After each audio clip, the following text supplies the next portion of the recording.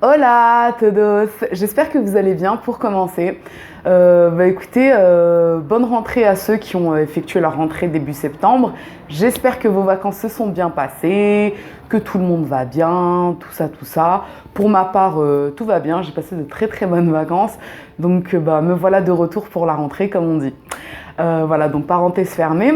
Aujourd'hui, je vous viens avec un fait divers qui s'est déroulé fin des années 80 en France et qui fait partie d'une série également de meurtres de jeunes femmes. Alors je ne sais pas si je ferai la même série que j'avais faite pour les disparus de l'Isère, mais là je me dis que ça peut le faire parce que j'ai déjà traité une affaire dans une des vidéos, à savoir l'affaire Carole Soltysiak. Donc je me dis pourquoi pas, je verrai. Parce que du coup ça va pas être dans l'ordre tout ça, mais en cas je vous ferai de toute façon une numérotation spécifique, etc., etc. Bref, je ne vais pas vous en dire plus. Je vais vous laisser vous poser tranquillement et puis je vous dis à tout de suite. Cela fait 25 ans que cette maman et sa fille attendent de connaître la vérité sur le drame qui les a frappés. Le meurtre de la deuxième fille de la famille, Christelle Mayri. Toujours avec moi, ma sœur. Voilà, ça c'est la photo la plus récente. Quel âge elle a là-dessus? C'est 16 ans. C'est l'année où elle a été assassinée. Et j'en ai une dans mon portefeuille tout le temps avec moi. On est le 18 décembre 1986 au Creusot, c'est une petite commune qui se situe en Saône-et-Loire. Christelle Mayri, une adolescente de 16 ans, sort du lycée aux alentours de 11h pour rentrer chez elle. Donc son domicile se situe à quoi? Même pas 700 mètres. Le souci, c'est qu'entre le trajet qui sépare son lycée et son domicile, elle disparaît. Quelques heures plus tard, vers 13h30, une riveraine découvre dans la cave d'un quartier voisin de celui de Christelle Mayri son corps gisant par terre et baignant dans une mare de sang. Les secours et la police se rendent bien évidemment sur place. Et lors de l'autopsie, le médecin légiste va établir plusieurs points. Déjà, il va dire que Christelle Mayri a été étranglée à l'aide d'un lacet, mais que ce n'est pas ce qui a causé sa mort. Le deuxième point, c'est qu'elle a reçu entre 31 et 37 coups de couteau répartis un peu partout dans le corps. Et le troisième point, c'est qu'elle n'a subi aucune agression sexuelle. Cette absence d'agression sexuelle déstabilise un peu les enquêteurs parce que du coup, il n'y a pas de mobile. Les affaires de la jeune fille sont sur place. Elle n'a pas subi d'agression sexuelle. Donc là, pour les enquêteurs, ils se disent que très certainement que l'enquête va être un peu compliquée. Ils vont ratisser les environs de la cave de l'immeuble à la recherche du couteau, premièrement l'arme du crime. Ils ne vont pas la trouver. Ils vont également essayer de trouver des témoins, des gens qui auraient vu quoi que ce soit. Le seul témoignage plus ou moins solide, c'est celui d'un facteur qui déclare avoir aperçu aux alentours de 13h, entre midi et 13h, un jeune homme grand, mince et aux cheveux, on va dire, blond cendré, quitter les alentours de la scène de crime en courant. Donc là, pour la police, c'est l'élément le plus solide, en fait, le plus concret. Mais le facteur n'est pas en mesure de donner une description plus précise parce qu'il n'a pas vu le visage du jeune homme. Marie Pichon, la mère de Christelle Mayri, est du coup prévenue le jour même. Elle est également auditionnée et malgré le choc face à cette perte, cette maman en fait va fournir l'emploi du temps précis de sa fille la matinée de son meurtre. Donc elle va expliquer qu'elle a conduit sa fille à 8h, aux alentours de 8h à son lycée, même si elle ne voulait pas y aller. En fait, Christelle, depuis le matin, elle était là, elle disait à sa mère qu'elle ne voulait pas aller au lycée, qu'elle ne se sentait pas très bien. Et là, sa mère, elle lui a dit « non, en fait, tu vas à l'école. Voilà, c'est bon. Après, je pense qu'on l'a tous fait quand on était plus jeune, on ne voulait pas aller à l'école, donc on s'inventait des mal de tête, des mal de ventre. Elle l'a donc déposée à 8h. Elle est rentrée à midi à sa pause déjeuner. Et là, ne voyant pas sa fille rentrer de l'école, elle a contacté toutes ses copines, mais aucune en fait ne savait où se trouvait Christelle. Et 1 heure ou 2 après, du coup, la police s'est présentée à son domicile pour lui apprendre la triste nouvelle. Du coup, ils vont s'intéresser à la vie, on va dire, sentimentale de Christelle, puisque dans la mesure où le crime n'a pas de mobile sexuel, ils se disent que c'est peut-être un petit copain trop jaloux, un ex qui aurait voulu se venger. Donc ils vont interroger son petit copain actuel, à savoir Michel, qui a le même âge qu'elle et qui est un voisin. Et Michel, en fait, au moment du meurtre, il a un alibi qui est solide. Donc, il est de suite écarté de la liste des suspects. Cependant, il va apporter quand même des éléments importants à l'enquête. Il va expliquer qu'une semaine avant son meurtre, Christelle a reçu une lettre anonyme dans laquelle quelqu'un lui expliquait que son petit copain, donc Michel, l'a trompé avec d'autres filles. Et qu'à partir de là, elle avait commencé à avoir un comportement très bizarre avec lui. Elle était devenue distante, elle était devenue un peu plus fêtarde, alors que de base, c'était pas du tout son tempérament. Et il explique qu'il y a une scène en particulier qui l'a un peu choqué. En fait, un soir, Christelle, donc quelques jours avant son meurtre, l'a appelé pour lui expliquer qu'elle s'était faite une nouvelle amie du nom de Marilyn Savoie, qu'elle se rendait régulièrement avec elle dans des bars, dans des cafés pour se saouler. Et qu'un soir, elle était partie avec Marilyn Savoie et un ami à elle dormir chez Marilyn Savoie et qu'elle s'était réveillée le matin toute patraque avec aucun souvenir de ce qui s'était passé la veille. Et lui, ça l'avait beaucoup choqué parce que c'était pas du tout dans le tempérament de sa petite copine de faire ce genre de choses. Donc la veille de son meurtre, ils avaient eu une nouvelle conversation tous les deux à propos de Marilyn Savoie et il lui avait dit « Écoute, Christelle, voilà, ça te correspond pas à ce genre de choses. Donc j'aimerais que tu arrêtes de fréquenter cette Marilyn Savoie, d'autant plus que ça a l'air d'être une très mauvaise fréquentation. » Pour les enquêteurs, au début, en fait, ils sont un peu dubitatifs. Ils vont se rendre dans le café où se seraient rendus Marilyn Savoie et Christelle. Le propriétaire leur dit qu'il n'a aucun souvenir, il n'a jamais vu la jeune fille avec une autre jeune fille. Ça lui dit absolument rien. Et du coup, pour les enquêteurs, en fait, ils se disent « Ah, en fait, c'est peut-être une histoire que Christelle elle a inventée pour essayer peut-être de titiller la jalousie de Michel. En gros, les lettres anonymes où il était dit que Michel la trompait, l'aurait vexée, l'aurait énormément blessée. Elle aurait décidé de se venger en s'inventant une vie un peu délurée, histoire de le piquer un peu. D'autant plus que pour les francophones, surtout les Français, Marilyn Savoie, en fait, c'est... Enfin, je sais pas pour vous, hein, mais moi, quand on me dit Marilyn Savoie, j'ai l'impression que c'est un pseudonyme, en fait, de roman policier. Désolée, il y a l'avion. Ouais, du coup, j'ai l'impression, en fait, que c'est plus un pseudonyme de roman policier ou de série policière qu'un vrai patronyme français. Enfin, je sais pas, moi, ça me parle pas, en fait, Marilyn Savoie. Donc, pour les policiers, en fait, c'est une histoire qui est inventée de toutes pièces et ils décident d'écarter cette piste. Durant de nouvelles auditions, les enquêteurs vont avoir un nouveau témoignage en fait assez important. Une jeune femme dit avoir croisé à 11h15 Christelle Maïri accompagnée d'un jeune homme dont la description correspond exactement à celle faite par le facteur. Et elle dit en fait qu'elle les a vus longer la rue qui longe le lycée et aller dans la direction du quartier de Christelle. Le problème, c'est que là encore, on est incapable de dresser un portrait robot du jeune homme en question. Les 3 mois qui suivent, aucune nouvelle piste, aucun nouveau témoignage important. Si ce n'est qu'en fait, la neige a commencé à fondre et on va retrouver un couteau à cran d'arrêt à l'endroit précis où le facteur dit avoir vu un jeune homme partir en courant et quitter la scène, enfin les alentours de la cave en courant. De là, la police l'envoie pour analyse. Le problème, c'est qu'on ne trouve pas d'ADN, on ne trouve aucune trace, pas de sang, rien du tout, du fait qu'il a passé énormément de temps sous la neige. Puis bon, à l'époque, on n'avait pas autant d'avancées en fait scientifiques. Ils vont avoir une idée, ils vont se dire on n'a qu'à photographier ce couteau et on va le distribuer à toute la presse pour lancer un appel à témoins. Et du coup, ils vont photographier en long, en large et en travers le cran d'arrêt et demander dans la presse si quelqu'un reconnaît ce couteau. Malheureusement, ça ne donne rien. Juin 1987, donc 6 mois après le meurtre, l'enquête reprend du début puisqu'on n'a toujours aucune nouvelle piste. Les enquêteurs vont de nouveau s'intéresser à la vie sentimentale de Christelle puisque selon eux, le mystère en fait réside forcément dans cette sphère-là.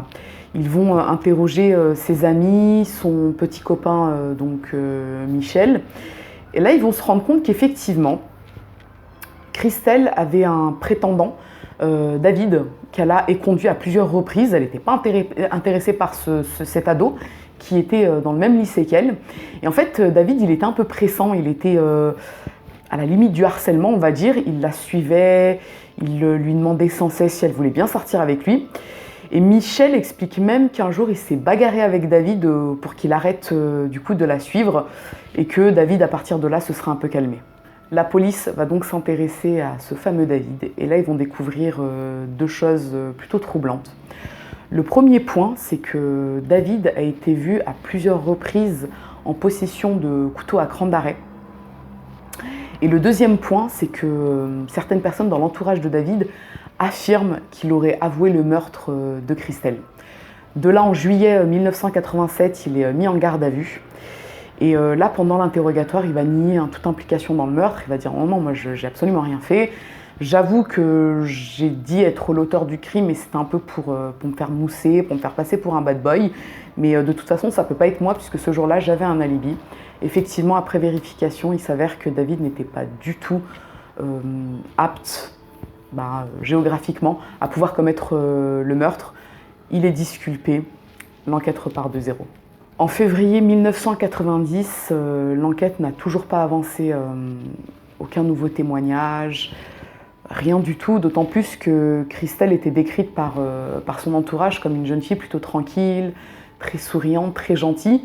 Donc la police s'est intéressée à sa vie sentimentale, ça n'a rien donné. On lui a cherché des ennemis potentiels, ça n'a rien donné non plus. Le juge décide donc de prononcer un non-lieu dans cette affaire.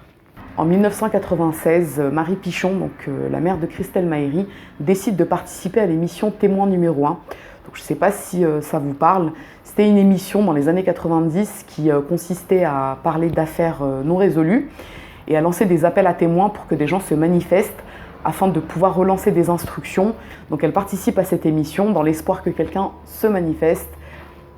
Malheureusement, aucun témoin ne se manifeste.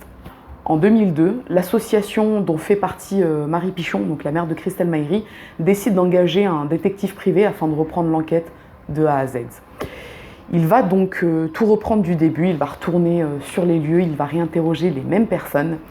Et là, coup de tonnerre, il va réinterroger Michel, donc le petit ami de l'époque de Christelle, qui va cette fois-ci faire des confidences qu'il n'avait pas du tout faites à l'époque.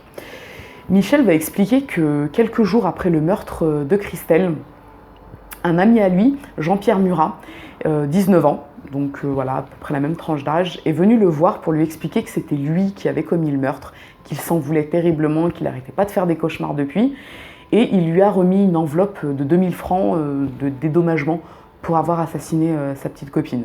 Et du coup, Michel explique qu'il n'a pas du tout pris en fait ses confidences au sérieux parce que Jean-Pierre Murat est atteint de troubles psychiatriques. Bon, par la suite, on apprendra qu'il est schizophrène, mais du coup, Michel explique qu'il n'a pas pris tout ça au sérieux. Le détective privé en fait part aux enquêteurs et en 2004, l'enquête est officiellement réouverte sur la base de ce témoignage.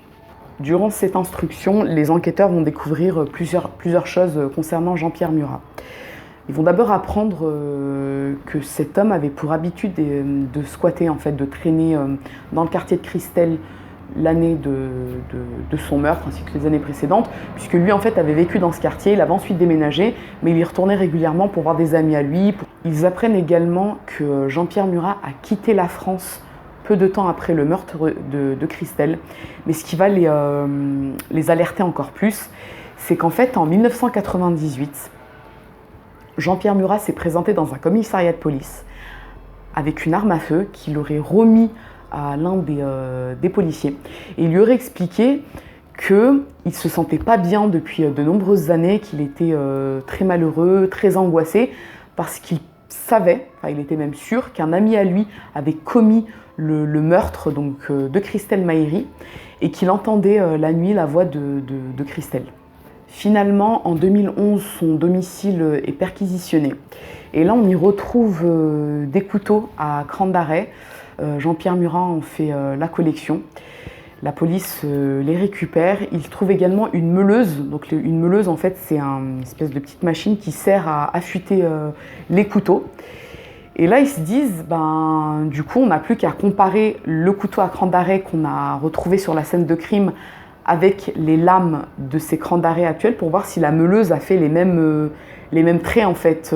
Mais le problème, c'est que lors de la clôture de l'instruction, le juge a également ordonné la destruction des scellés. Donc on n'a plus la possibilité de comparer l'arme du crime avec l'écran d'arrêt de Jean-Pierre Murat.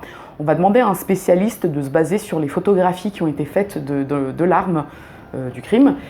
Et lui va dire que, selon son opinion, il y a des points de similitude entre la lame du cran d'arrêt qui a servi au meurtre et l'écran d'arrêt de Jean-Pierre Murat. En décembre 2011, Jean-Pierre Murat est mis en examen et durant ses différents interrogatoires, il va nier le meurtre de Christelle Mahéry. Mais plus l'enquête avance en fait et plus la police découvre d'autres éléments encore plus troublants. Ils vont par exemple découvrir que Jean-Pierre Murat possède un carnet dans lequel il a en fait collé toutes les coupures de presse relatives au meurtre de la jeune Christelle, qu'il a également des antécédents de violence avec couteau sur ses cousines et qu'il a agressé peu de temps avant sa mise en examen une jeune femme dans une aire d'autoroute, je crois, avec une lame de couteau, et du coup il a fini en hôpital psychiatrique par rapport à cette agression. Donc là, ça fait beaucoup en fait d'éléments concordants.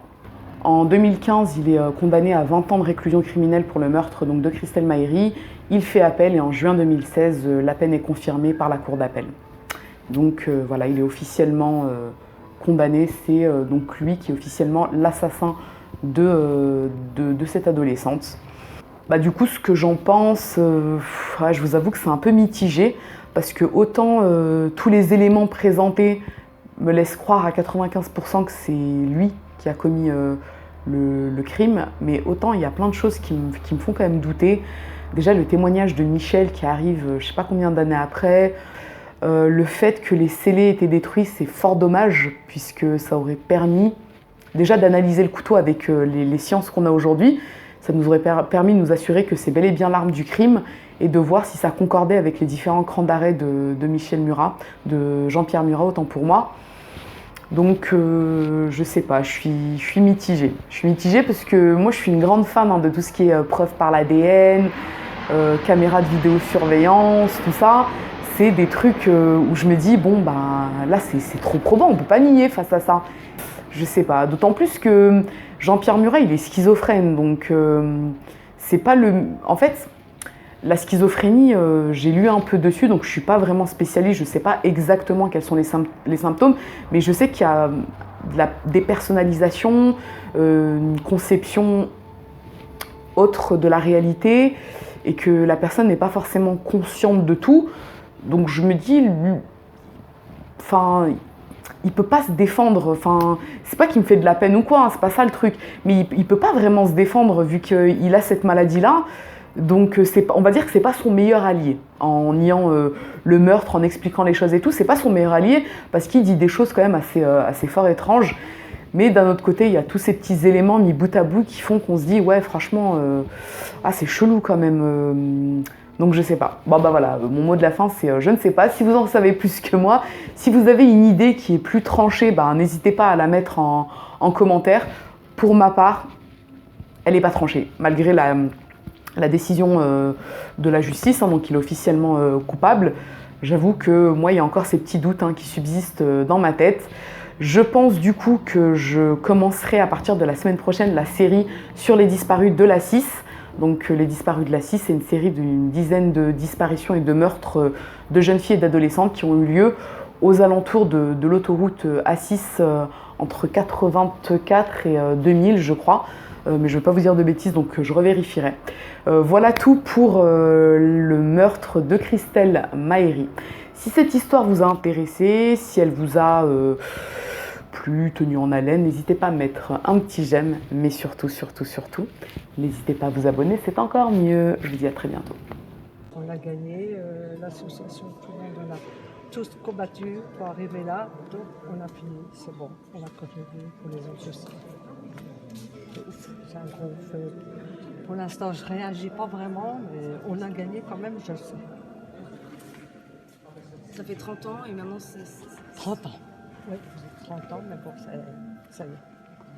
30 ans, ça a été long, on arrive à la fin. Maintenant, je pense aux autres. Terminé pour moi. Je sors du tunnel, le tunnel est à la lumière, j'ai Christelle au bout et maintenant je vais m'occuper de tous les autres.